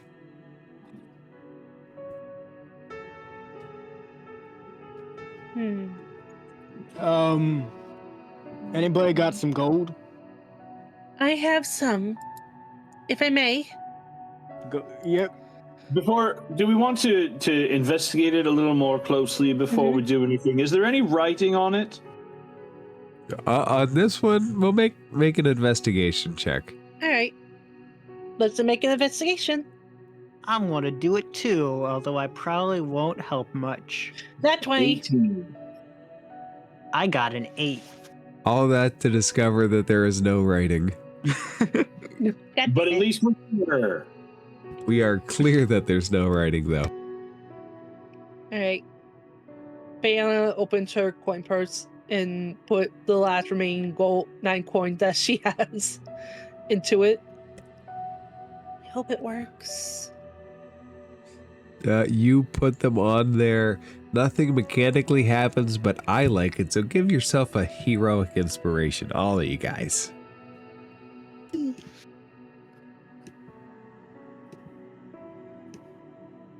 We got a heroic inspiration. But nothing else of note seems to be in this room. Mm. Can I take my gold back? Can I take my heroic inspiration back? You can take the Fair gold enough. back. You can take the gold back. Can Darwin... This is gonna sound weird, but can he climb on top of the statue and get a better look at the room? Why? Make a strength athletics check. Okay. Let's go, big guy, 19. You put one hand up and you can easily propel yourself up to ride this old statue. Do I see anything with it? You do not. Okay. Nothing up here, guys. He calls down from on top of the dragon. He's mimicking the pose that the dragon's doing, but on top of the dragon. Maybe there's a switch or something? And he just kind of reaches his hand in the mouth to feel around. You can roll another investigation check if you'd like. All right, one investigation check. 8. Does that mean I find anything in the mouth? 19. No one finds any Now you switches. feel around the body. No one finds any switches as you feel around. There's nothing in its mouth. There's nothing. The room's dust We're covered. on it. It looks like whatever this is fell into disuse even long before whatever happened here happened. Darwin is just gonna try to like jump off of it and land very nicely. Let's see if you land nicely or fall. Do a dexterity athletics check. Dexterity athletics? How do I do that? It's one of your skills. It's your athletics skill. It says it's strength. I don't think you're proficient in it, but I am proficient in it. acrobatics. I'm sorry. Acrobatics, Oh, not athletics. Okay. Let's see what happens. It's a 6. Yeah. You fall on your butt, but you don't take any damage. Ow. Mm. You kerplunk in front of everybody. Maybe we should leave this room. I don't see nothing interesting. That's understandable. It's a little disappointing that there's nothing in here. Yeah. You think there'd be at least something besides Trey? Mm-hmm. Do I think that tray has any magical significance? How would you like to try to figure it out?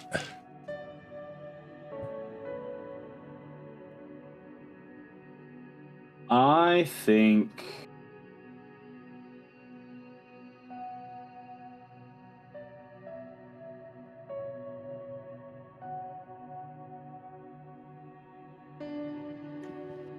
All right. Does the tray sit loose? Like, does it look like it's removable or not removable? Anything's removable with enough force. Could I take this tray away with just regular hand strength? Or is it attached to the statue? I'm gonna say you could easily take it out. All right.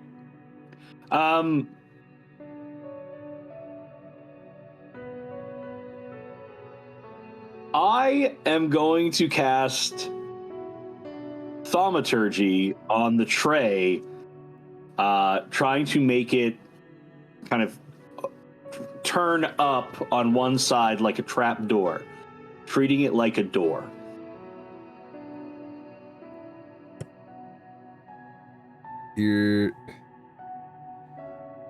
I'll tell you my reasoning behind this is that Thaumaturgy can only open mundane doors that are not locked. You're casting it on the tray?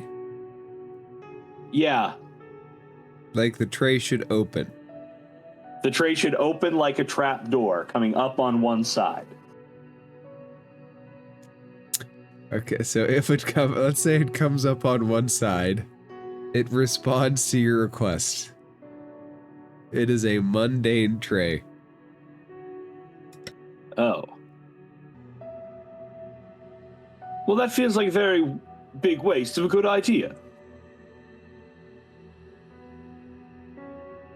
But now I'm certain it's not magical, and this room is very boring. Let's go find something to stab. Hopefully, nothing that we bite. Oh. Hopefully, that's something that will be helpful. Or that won't be dangerous for help. Yeah, good dragon. And he kind of pats it on the head and then rushes out the door. Alright, you can easily return to the hallway. Darwin's just gonna kind of rush back to the, what is it called again? It's just a natural rift. Okay, because I was just gonna say ravine. I'm like, that's not the word that was used earlier. And then he's just gonna kind of wait for the others.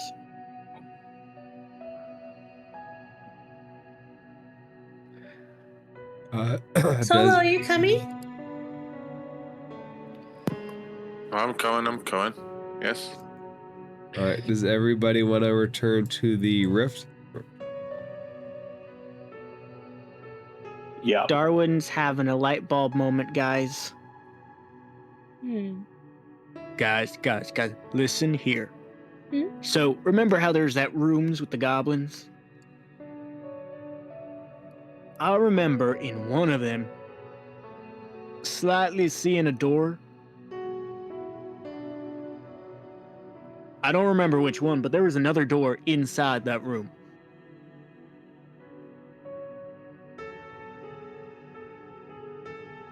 Well, lead the way.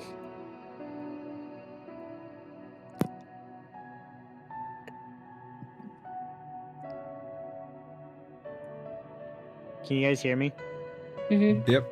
Alright. I It hear just you got now. quiet and I'm like, uh-oh. Lead the way. Does the party want to return to the room at the end of the rift? Mm-hmm. Yeah. Yep. Darwin, wait! Darwin zooms down. I imagine Darwin's actually making the noise. Like whispering. As he runs. He's gonna get himself killed, isn't he? Maybe. So you return to the empty room. The door to this room is still ajar.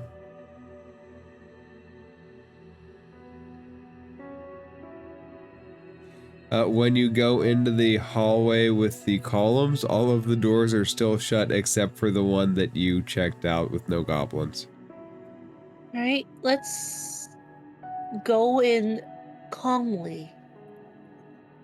If we go busting into that door, they might think we're a threat. Which room? This one over here. All right. Let me handle this, Darwin, please. Do you guys want to go to that one again? Yeah, Yep. I don't think this one's the right one. I don't think this one's empty. It's not empty. We saw a goblin bee inside. Darwin's gonna Over knock. here, you know. Darwin's gonna knock, and then goblins say, room service. No. Oh, jeez. Okay. Room, sir. Okay. Okay. Persuasion? Yeah, why not? Persuasion. 21. You hear a voice in Goblin answer behind the door. Go away. Guys, he doesn't want to be bothered. Well, we have to check it out somehow. Can you ask him? We're here to talk? Goblin speak, gobbledygook. Darwin says, Could we just come in and ask you some questions? He says, throw your weapons away, and one of you can enter in Goblin. Solo, come here. You speak Goblin like I do, right?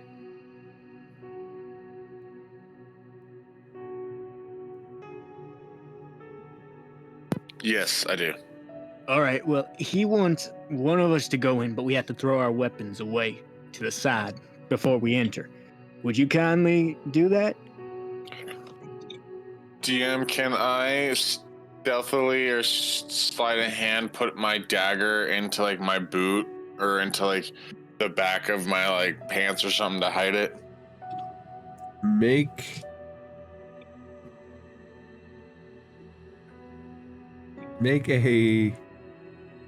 Make a stealth check to see if you can stealthily hide it. It's gonna be a 22. Okay, they'll need to beat a 22 in order to see it.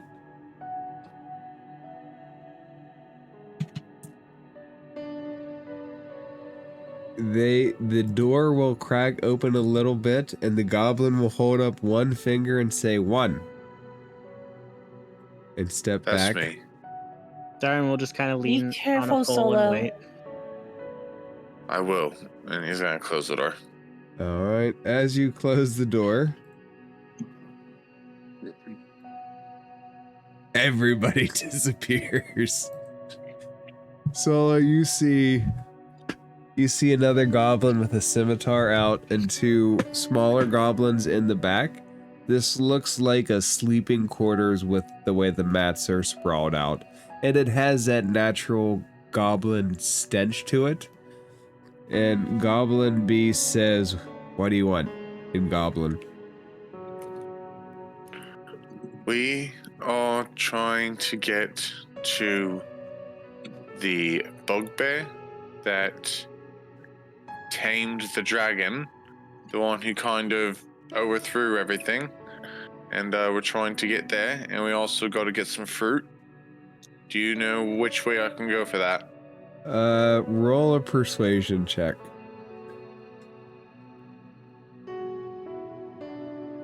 18.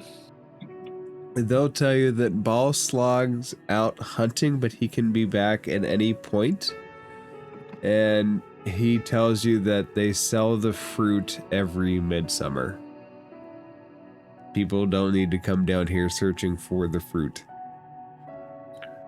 Well, what if I had a plan to put the ability to sell the fruit into the goblin's hands instead of the hobgoblin? Like a goblin like yourself, you know? You mean the bugbear? He tells you that they already sell the fruit for the good of the tribe. No. The hobgoblin or the bugbear, he gets to sell the fruit. You guys just do the work for him. What I'm proposing is that I put you guys back in management. Roll another persuasion check. Ow! Someone's mic is breaking up. Oh, that is. Oh, God. Hey, that's your mic. Okay.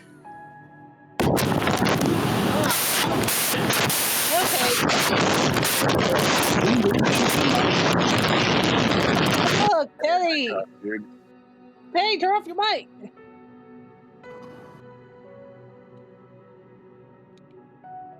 Is it over? No.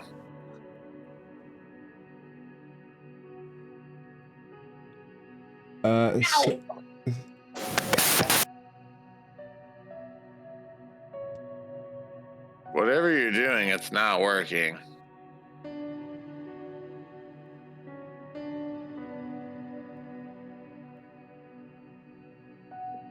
Yep. Okay. Okay. So with that,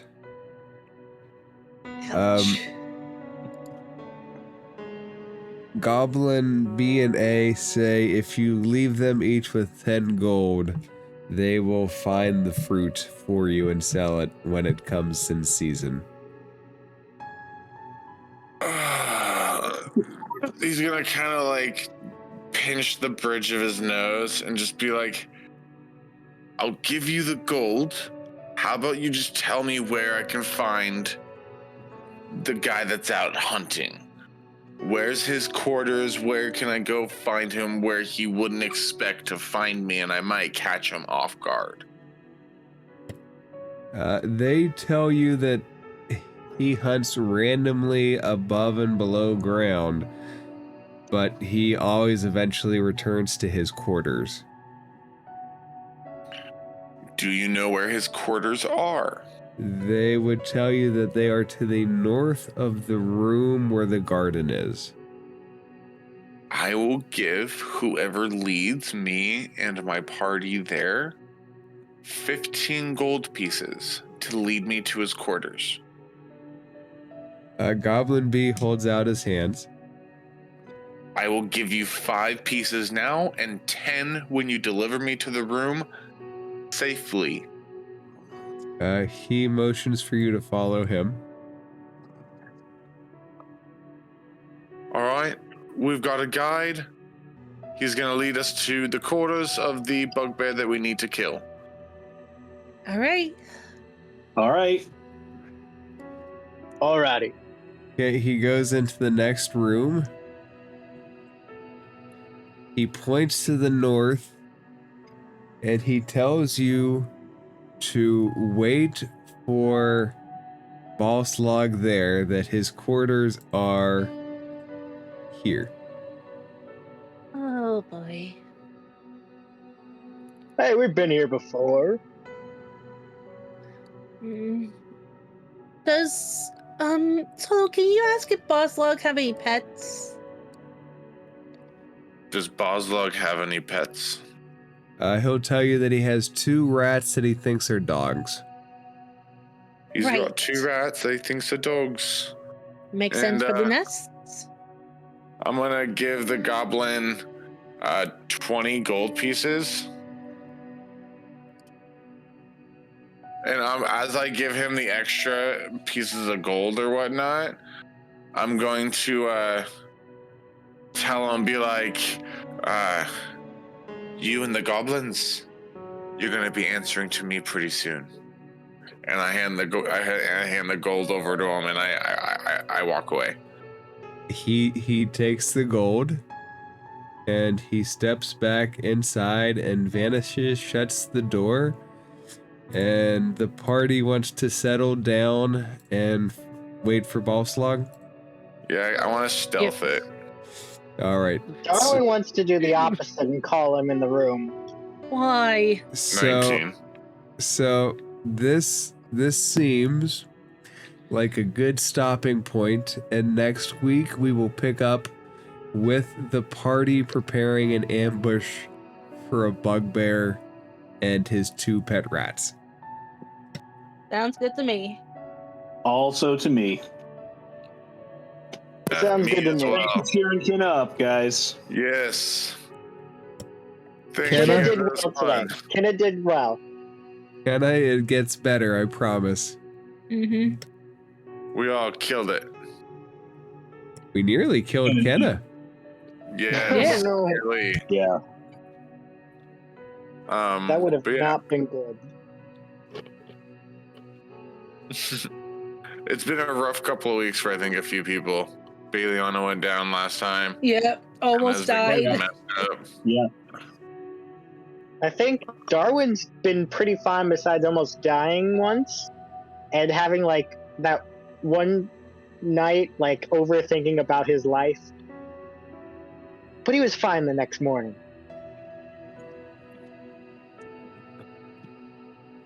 I like how the party came full circle back to this room